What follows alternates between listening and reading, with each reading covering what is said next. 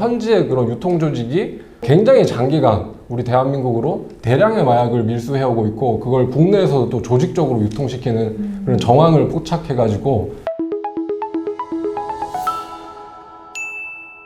안녕하세요. 여러분의 인생을 지켜드리는 여러분의 인생 변호사, 검사 출신 이고은 변호사입니다. 저희 형사 전문 로펌 온강에 아주 좋은 소식이 있습니다. 형사사건의 전문성을 강화하기 위해서요, 2022년 올해 6월에 검사로서 퇴임하고 이제 변호사로 일을 하게 된 저희 배한진 대표 변호사님을 저희 온강에 또 대표 변호사로 영입을 하게 되었는데요. 제가 검사 재직 시절에 정말로 존경심이 든다라는 생각이 들 만큼 제가 전담해보지 못했던 뭐 마약 사건이나 사행행위 전담이나 여러 가지 많이 해보신 분이라서 아마 법률 꿀팁들 인생 변호사 채널을 통해서 배 변호사님과 함께 전달해 볼 수 있을 것 같습니다. 배 변호사님 한번 모셔보겠습니다. 박수로 환영해주세요. 네, 안녕하십니까. 인천지방검찰청 검사를 끝으로 형사 전문 로펌 온강의 대표 변호사로 합류하게 된 배한진 변호사라고 합니다. 최우수 검사상이라는 게 뭔지 아시나요, 여러분? 한 해 동안 진짜 한두 명의 아주 최우수한 검사만 선정해서 주는 상이에요. 근데 검사가 한 2,500명 정도 전국에 있는데 우리 배한진 변호사님께서 최우수 검사상까지 수상했고요. 우수 검사상을 너무 많이 받으셔서 저희가 양력으로 정말 소개하기도 어려울 만큼 수사와 재판을 잘한다, 일 잘하는 검사다, 그렇게 평을 받으셨잖아요. 부끄럽습니다.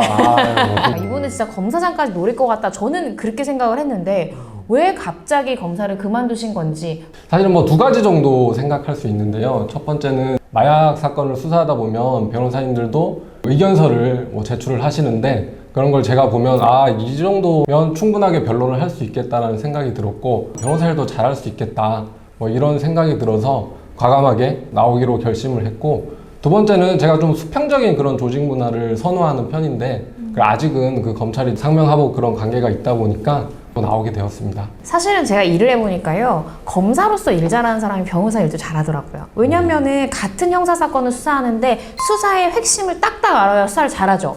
근데 수사기관이 어떻게 핵심을 잡는지 알아야 변호사로서 변호도 잘하잖아요. 그래서 배한진 변호사님이 사직하겠다라고 얘기했을 때 제가 바로 저희 온강으로 오셔야 된다, 저희 온강은 정말 형사사건 전문 로펌으로 앞으로 성장해 나갈 것이다, 미래성을 이렇게 딱 말씀드렸더니 저희 온강으로 오셨는데요.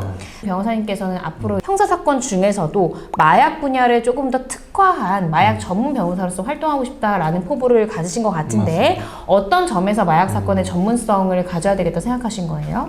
뭔가 돌파해서 수사를 확장해서 사람을 검거하고 이런 식의 수사를 좋아했었는데, 그런 대표적인 수사의 하나가 마약 수사였습니다. 마약 사범들을 직접 체포하러 나가기도 하고 주거지 압수수색을 하는 그런 식의 수사를 제가 잘 했고, 마약 사건뿐만 아니라 그런 형사 사건에서 우리 의뢰인들한테 유리한 증거들을 직접 수집하고 어떤 포인트를 잡아야지 유리하게 변론을 끌고 갈 수 있는지, 이런 저의 수사의 경험이 변호사의 일에도 똑같이 적용될 수 있겠다 생각해서 마약 수사에 좀 중점을 두려고 합니다.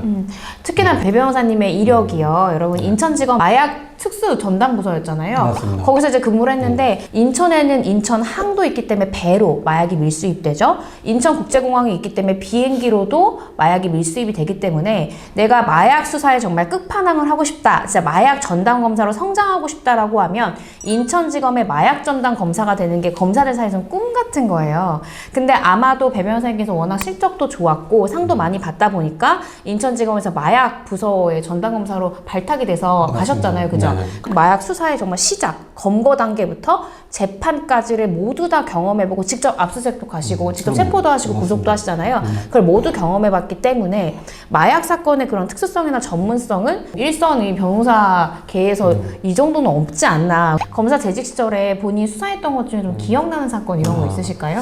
제가 3월부터 5월까지 네. 그 마약 사범들 8에서 9명 정도를 체포해서 구속시킨 사례가 있었는데요. 태국과 라오스에서 현지의 그런 유통 조직이 굉장히 장기간 우리 대한민국으로 대량의 마약을 밀수해오고 있고, 그걸 국내에서도 또 조직적으로 유통시키는 그런 정황을 포착해가지고 그런 사건의 실체의 전모를 한번 파헤친 게 있었는데, 단기간에 성과를 낼 수 있었던 사건이라서 기억이 많이 납니다. 요즘에 왜 필로폰이나 마약 국내에선 제조하는 데 없죠?